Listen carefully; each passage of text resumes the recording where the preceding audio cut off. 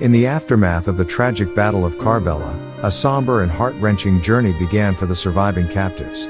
Women, children, and family members of Imam Hussain were taken captive, their faces etched with grief and resilience.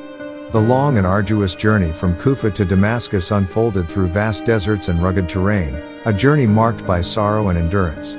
Crowds gathered along the way, witnesses to the tragedy that had befallen these noble souls. Amidst the pain, moments of reflection and prayers echoed through the caravan, a testament to the unbreakable faith that sustained them. Finally, the captives arrived in Damascus, a city unfamiliar and harsh, their spirits unwavering despite their dire circumstances. Encounters with the people of Damascus stirred emotions, as the captives shared the stories of Karbala, revealing the truth behind the tragedy.